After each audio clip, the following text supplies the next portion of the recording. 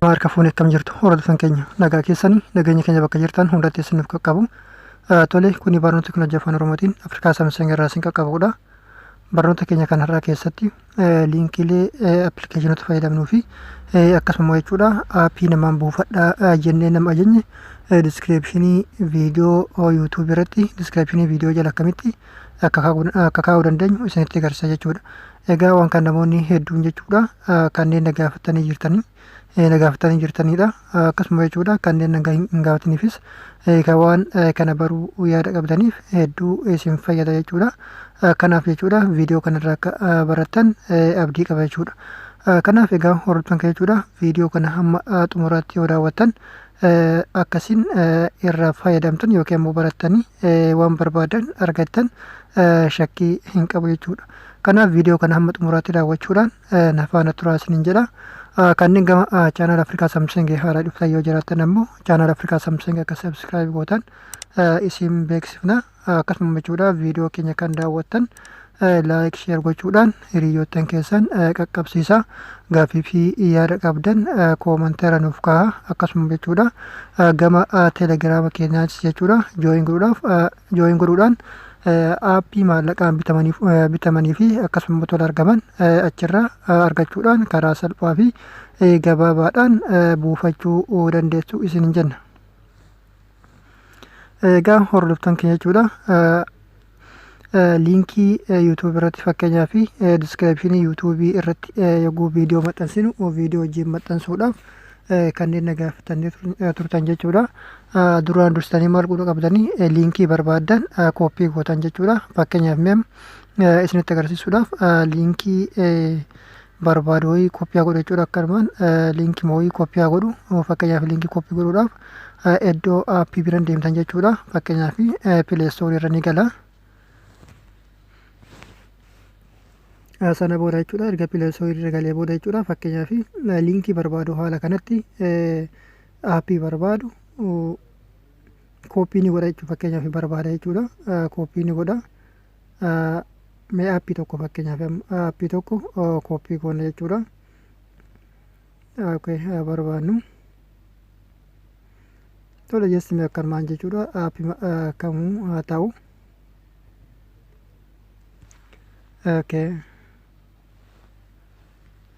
Fakkeenyaaf mee geema kana jechuudha. Mee geema kana kooppii haa godhu jechuudha. Aappii geema kana kooppii haa godhu. Fakkeenyaaf erga aappii kanarratti haala kanaan irra galtanii booda akkaataa itti kooppii gootanis jechuudha. Asumaan warroonni kooppii godhuu hin beekne sirriitti akka hubattan isin beeksisa jechuudha. Maal innidha fakkeenyaaf isin dursitanii jechuudha liinkii wajjin jechuudha viidiyoo tokko jechuudha liinkii wajjin maxxansuudhaaf maal godhu isin barbaachisa liinkii kooppii godhu isin barbaachisa. Liinkii appilikeeshinii sanii kooppii godhatanii qopheeffachuu isin barbaachisa jechuudha. Kanaaf jechuudha liinkii kana amma gabamatti kooppii godhuuf maal gootu as tuttuqaa sadan kanarra egaa aappii haala kanaan bantanii booda maal gootu as tuttuqaa sadan kanarratti al tokkoof ni cuqaaftu. Sana booda iddoo sheer jettu irratti kiliikni gootu. Tole sana booda filannoo hedduu isiniif fida jechuudha. Filannoo sadan kana keessa filannoo kana fuula kana haala kanatti isiniif fida. Filannoolee kanneen keessaa jechuudha haala kanatti irra deddeemtanii ni ilaaltu jechuudha. Akkanatti daddabarsitanii ni ilaaltu jechuudha. Fakkeenyaaf haala kanatti daddabarsitanii ilaaltu. Sana booda iddoo koppiitu kiliiboord iddootti yoo argattan al tokkoof asirratti kiliikni gootu. Sana booda gabaabumatti liinkiin kun yookiin ammoo liinkiin appilikeeshina kana kooppii tahee jira jechuudha. Kanaaf jechuudha maal gootu sana booda erga liinkii kana kooppii godhattanii booda maal gootu yuutuub keessa ni galtu jechuudha. Maalinidha viidiyoo wajjin maxxansuu barbaadan waan ta'eef jechuudha namni viidiyoo isin maxxansitan sana jala haa buufatuuf barbaadan waan ta'eef jechuudha. Maal gootu yuutuub irratti al tokkoof kiliikni gootu. Sana booda yuutuubii keessa eega haala kanaan galtanii booda maal gootu aappii kana kooppii yookiin ammoo liinkii kana jechuudha viidiyoo wajjin maxxansuudhaaf ammas maal gootanii viidiyoo ablood godhuudhaaf ni qopheeffattu. Sana booda viidiyoo ni filattu jechuudha. Fakkeenyaaf viidiyoo filachuudhaaf yookaan immoo viidiyoo yuutuub irratti maxxansuudhaaf asirra kiliikni gootu jechuudha. Asumaanis wanni isin isteeppii sadaffaa kanarratti hubachuu qabdan viidiyoolee akkamitti akka yuutuub irratti maxxansuu dandeettan jechuudha. Warroonni maxxansuu hin beekneef asumaan hubachuudha qabdu jechuudha.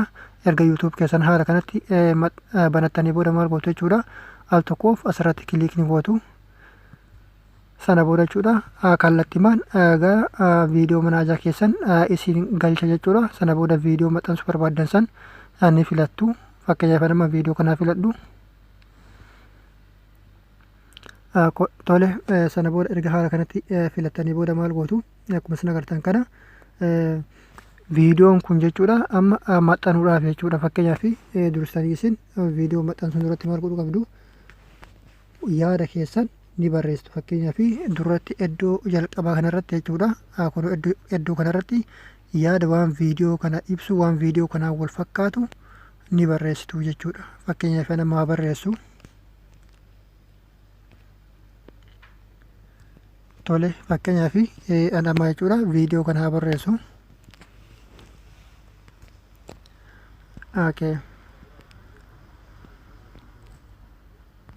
Fakkeenyaaf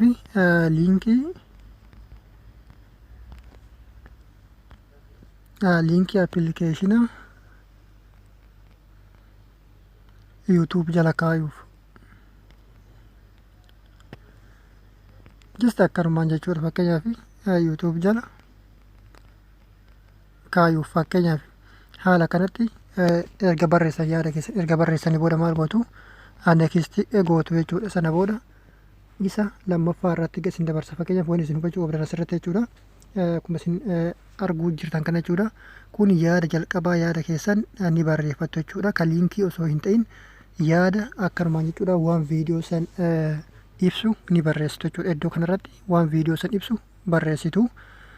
Iddoo jala kanarratti fakkeenyaaf kun akkuma isin agartan diskiriipshinii jedha jechuudha. Diskiriipshinii jechuun iddoo amma aappii irra kaa'uu dandeettan jechuudha. Fakkeenyaaf wantoota liinkii barbaaddan kamuu jechuudha. Liinkii amma barbaaddanii fakkeenyaaf aappii tokko sun qofa ta'in teelegiraama ta'e viidiyoo waan barbaaddan fakkeenyaaf shanii ta'e liinkii shan ta'e shanii olis ta'e liinkii barbaaddan jala kanarra kaa'uu ni dandeettu jechuudha. Fakkeenyaaf nama yaada kiyya isa jalqabaa mata duree yaada kiyyaa haala kanatti barreeffadhee booda maal godha isa lammaffaatti gattara jechuudha. Haala kanatti gattara sana booda jechuudha aappii buufachuuf as tuqaa. Fakkeenyaaf aappii buufachuuf as tuqaa. Haala kanatti ammas yaada kiyya ni barreessaa jechuudha. Sana booda maal gootu iddoo kanarra jechuudha ni gartanii aappii buufachuuf as tuqaa jettanii fakkeenyaaf aappii san akka namni buufatuuf ajajjanii booda maal gootu yoo barbaadan sakandii muraasaaf qaqqabdanii teettuun yoo barbaadan haala kanatti jala gabbuutanii iddoo kana sakandii muraasaaf haala kanatti qaqqabdan jechuudha. Erga haala kanatti qaqqabdanii booda maal gootu akkuma isin agartan haala kanatti erga qaqqabdanii maaltu isiniif baha peest iddoo jettutu isiniif baha jechuudha. Saraa kan isiniif baha kana keessa maal gootu peest iddoo jettuunatti cuqaasuudhaan aappii reef kooppii godhattan san haala kanatti liinkii isaa asirratti kooppii gootan yookiin ammoo liinkii isaa asirratti peesti gootanii jechuudha. Liinkii kooppii godhatanii turtan san asirratti peesti gootanii jechuudha. Erga liinkii kana haala kanatti peesti gootanii xumurtanii booda maaltu isinirraa eegama viidiyoo kana maxxansuudha jechuudha. Yoo yaada biraa qabaattan ammoo jechuudha yaadaalee garaagaraa diskiriipshinii kana jalattis barreeffama barbaaddan barreessuu ni dandeessu jechuudha. Fakkeenyaaf haala kanatti irra gasiixanii waan barbaaddan yaada keessan jechuudha. Yaada keessan bal'inaan gabbuutanii jala kanatti barreessuudhaan yaada keessan haala gaariidhaan barreessanii ibsachuu ni dandeettu jechuudha. Kanaaf jechuudha nama isinitti agarsiisuuf waan ta'eef yaada kiyya ibsachuu hin barbaadu. Isin waan barbaaddan waan feetan waan jechuu barbaaddan jettanii asirratti barreessanii yaada keessan ibsachuu ni dandeettu jechuudha. Tole sana booda jechuudha maal gootu erga haala kanatti qopheeffattanii waan hundaa guuttanii xumurtanii booda jechuudha iddoo gubbaa kanarratti viidiyoo kan amma yuutuub irratti ablood yookiin ammoo poost godhuudhaaf yookiin maxxansuudhaaf maal gootu iddoo ablood jettu gubbaa kanarratti isinitti mul'ata jedhee yaada. Iddoo kanarratti al tokkoof ani cuqaaftu. Tole haala kanatti kun viidiyoon isin maxxansitan isiniif upload tahuu eegalaa jechuudha. Mee hamma inni nu xumurutti obsaan haa eegnu. Fakkeenyaaf akkuma isin agartan jechuudha. Haala kanatti maxxanaa jira jechuudha. Obsaan haa eegnu.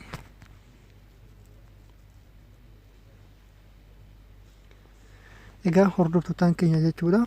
Kanaaf aappii barbaadan haala kanatti yoo maxxansitan baay'ee karaa salphaan fakkeenyaaf namni akkuma viidiyoo san irra galeen viidiyoo san osoo daawwachaa jiru osoo viidiyoo san irra bahee hin deemin osoo aappii san sarchii hin godhin gara biraa deemee sarchii godhuudhaan hin barbaadin kallattiidhaan aappii san argata jechuudha. Yoo haala kanaan namaaf keettan yoo ammoo jechuudha aappii buufadhaa jettaniitumaan ajajjanii maqaa qofa himtanii kan dhiiftan kan ta'u taate jechuudha.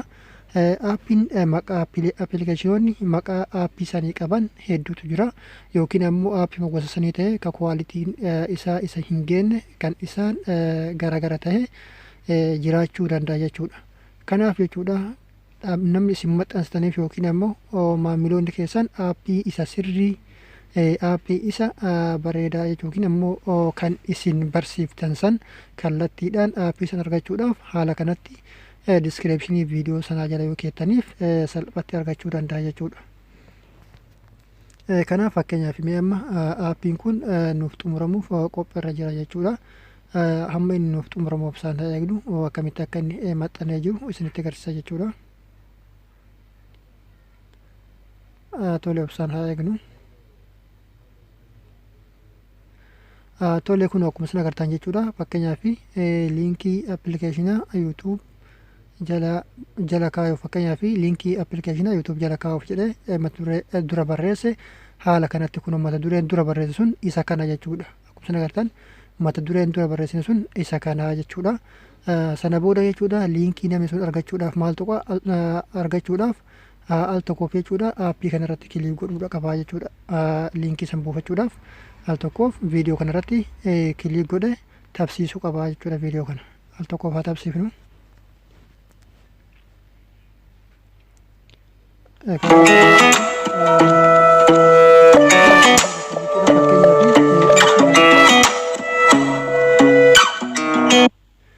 Kunoo viidiyoo kana erga haala kanatti tabsiiftanii booda maal gootu jechuudha. Fakkeenyaaf haala kanatti ni tabsiiftanii jechuudha. Erga haala kanatti isiniif taphachuu eegalee salphatti diskiriipshinii yookiin ammoo aappii diskiriipshinii jala keettaniif san namni haa argatuuf yookaan ammoo argachuudhaaf maal gootu asirra kilik gootu jechuudha. Xiyyeetiin irratti kilik gootu yoo barbaadan barreeffama liinkii appilikeeshina YouTube jalaa buufachuu liinkii appilikeeshina YouTube jalaa buufachuuf iddoo irratti al tokkoof kilik gootu jechuudha. Kanaaf jechuudha warroonni diskiriipshiniin eessa jettanii gaafattanis aappiin eessa argannaa yookiin ammoo diskiriipshinii jechuun maal jettanii gaafattaniif haalli diskiriipshinii jechuun diskiriipshinii maalummaan diskiriipshinii haala kana ture jechuudha. Fakkeenyaaf isin amma walumaa galatti appilikeeshina san argachuu yoo barbaadan yookiin ammoo aappii namni isiniif kaahee kamuu jechuudha yoo diskiriipshinii jala ajajamtan diskiriipshinii jechuun haala kanaan isiniif dhufu. Fakkeenyaaf iddoo kanarratti yoo kilik gootan haala kanatti asirratti cuqaasuudhaan yookiin ammoo barreeffama kanarratti cuqaasuudhaan haala kanatti jala kanaa aappii namaaf keettan san haala kanatti argattu jechuudha. Fakkeenyaaf liinkii reef kennisan jechuudha. Akkuma isin agartan aappii buufachuuf as tuqaa jedha. Aappii buufachuuf as tuqaa kan jedhu kun kunooti liinkiin sun isa kana jechuudha. Liinkii kanarratti kallattiidhaan yoo kilik goone gara aappii reef biraa dhufne yookaan immoo gara pileestoorii san nu geessa kallattiimaan buufachuu dandeenya jechuudha. Fakkeenyaaf al tokkoof irratti ni cuqaafna.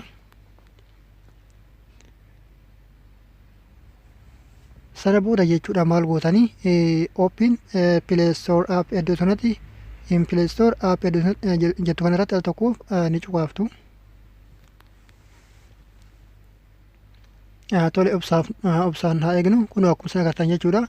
Aappii kana kallattiimaan pileestoorii irratti gara aappii kana nu galchee jira jechuudha. Kanaaf haala kanatti aappii maxxansinaa jechuudha. Viidiyoo wajjin YouTube irratti maxxansinaa jechuudha. Egaa hordoftan keenya jechuudha viidiyoolee dheeressina jechuudha. Kanaaf jechuudha viidiyoo kanarraa akka fayyadamtan abdii qaba. Viidiyoo kana daawwachuudhaan sirriitti irraa fayyadamaa isiniin jedha. Kanaaf viidiyoon keenya kan har'aa jechuudha. Barnoonni keenya kan har'aa akkanumaan raawwata. Hanga barnoota biraatiin deebinee wal geenyutti nagaatti isiniin jenna.